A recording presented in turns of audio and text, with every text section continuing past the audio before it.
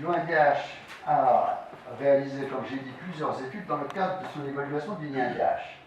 Certaines sont en cours de finalisation, certaines ont été d'abord exploitées pour l'évaluation de la première phase du NINDH, certaines sont en cours de finalisation et seront mises à profit à l'occasion de la prochaine évaluation des réalisations de l'INDH 2005-2014 qui est en cours actuellement au sein de l'Observatoire. Alors, en ce qui concerne l'évaluation de l'impact de l'INDH, comme je vous ai dit, nous avons adopté une approche basée sur les concepts contrefactuels. Donc, cela veut dire que nous sommes obligés de nous doter d'un échantillon de communes et de quartiers, de communes cibles et de communes contrefactuelles, pour qu'on puisse faire les comparaisons nécessaires. Alors, pour le milieu rural, le choix de l'échantillon a été facilité par le fait que la stratégie de ciblage a été simple. L'échantillon des 124 communes que nous avons constituées sont des communes dont le taux de pauvreté se situe entre 27 et 32%, donc autour de ce taux de 30% qui était la variable pour cibler le taux de pauvreté qui a été choisi pour choisir les communes ciblées par l'INDH.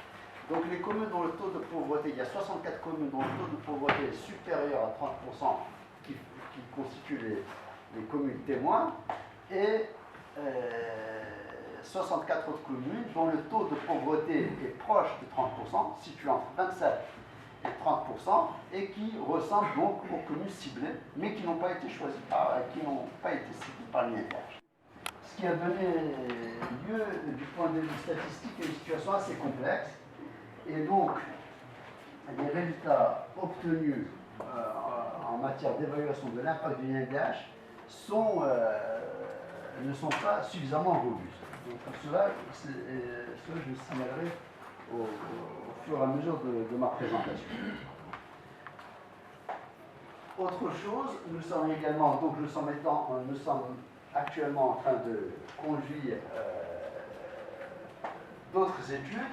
Une étude qui concerne la pérennité des projets de l'INDH, une autre étude qui concerne la gouvernance de l'INDH, qui interroge donc les aspects stratégiques de l'initiative en termes de perception, en termes de participation et en termes de convergence des projets de l'INDH avec les autres actions menées sur le terrain. Autre chose, nous poursuivons donc l'évaluation de l'impact pour les besoins de l'évaluation de la deuxième phase, voir comment les choses ont évolué en ce qui concerne ces ménages. Mais nous avons rajouté d'autres ménages autour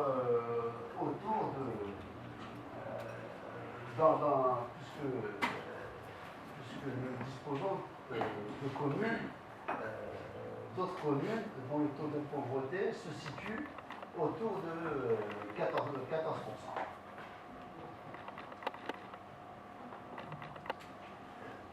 Également, et donc pour apprécier si l'INDH a renforcé la confiance des individus dans la confiance interpersonnelle, mais également la confiance à l'égard des institutions, à l'égard de l'administration, des pouvoirs locaux, et donc une appréciation globale du capital cognitif de ces ménages.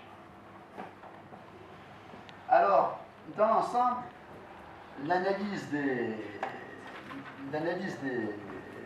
résultats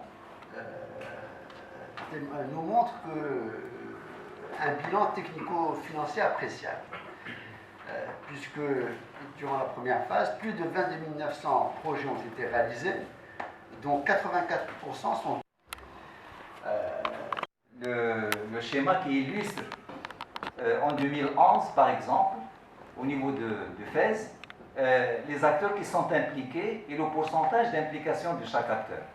C'est très important de voir que pour l'INDH, en 2011, et c'était la même approche, c'est continu, il y a bien sûr toujours les fonds de soutien de l'INDH qui dominent, mais en plus de ça, il y a une diversité d'acteurs, y compris le privé. Vous voyez, le secteur privé a participé à FES en 2011 à 7% de financement de budget de l'INDH qui est investi dans la région de FES. Il y a des associations, donc des organismes, donc des ONG, il y a la RADEF, tous les services externes, les départements ministériels, le holding d'aménagement de l'Omran.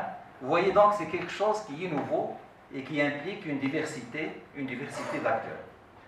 Un certain nombre de documents que je dois signaler aux étudiants. Je sais que certains étudiants ne travaillent pas exactement sur le thème, mais ne serait-ce que pour la citoyenneté, il faut avoir le courage de revoir, de lire ces documents et qui sont à votre disposition.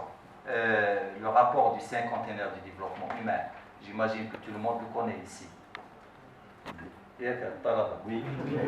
Le rapport d'évaluation de l'INDH, l'observatoire, le CCIH, il nous a présenté quelques orientations du premier rapport de 2008. Vous l'aurez, le document, dans les bibliothèques de toutes les facultés, mais vous pouvez également le télécharger, j'imagine, au moins la synthèse.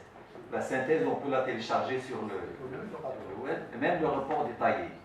Donc vous voyez, ce sont des documents que j'invite nos étudiants à consulter et à voir dans leurs archives, parce que justement, quand on est dans le domaine de la recherche, il faut avoir des documents de travail, et des rapports de ce type vous donnent des indicateurs, vous donnent des méthodes, vous donnent la discussion de concepts et des résultats. En plus de ça, j'évoque un site très important, et ça je demanderai à tous les doctorants de le noter. C'est le site qui vient d'être mis en place par l'ONDH.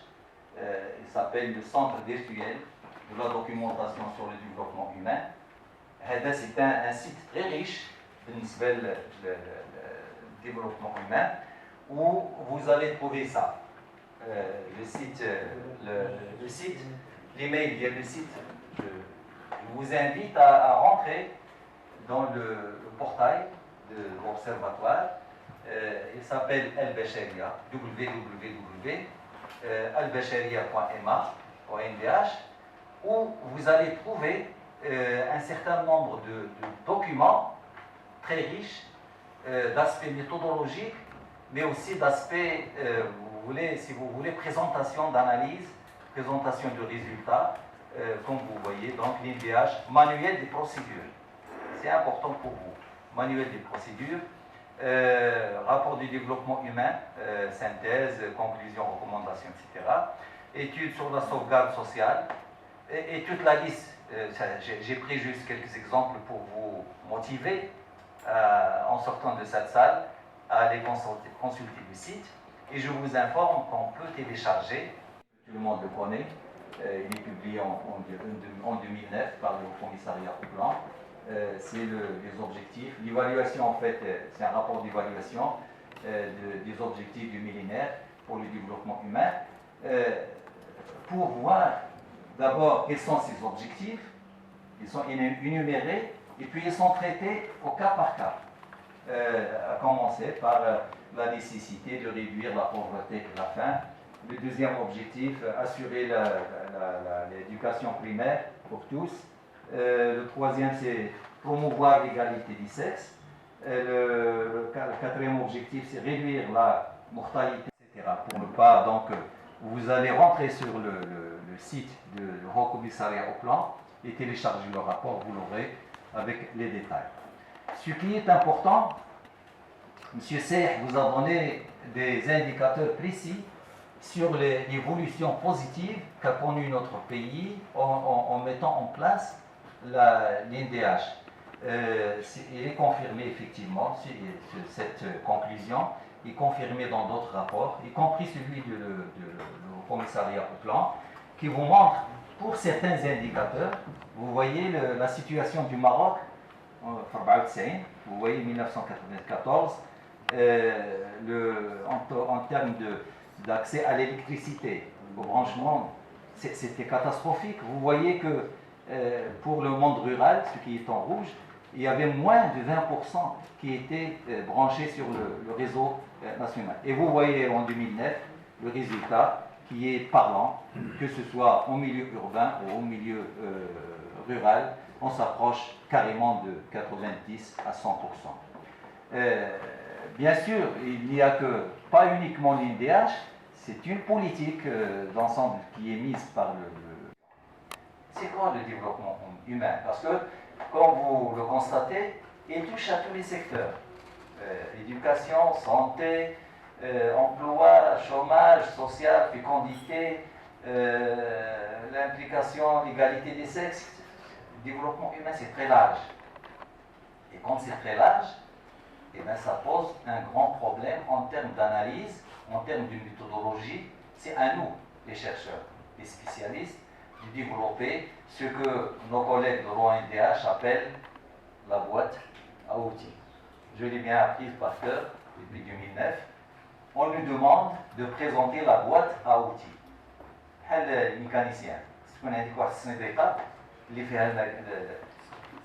lorsqu'on traite les indicateurs qui permettent, on se pose la question sur comment mesurer, comment évaluer d'une façon objective, qui ne laisse pas la place aux politiques ou à l'idéologie pour s'intégrer dans ce qu'on fait.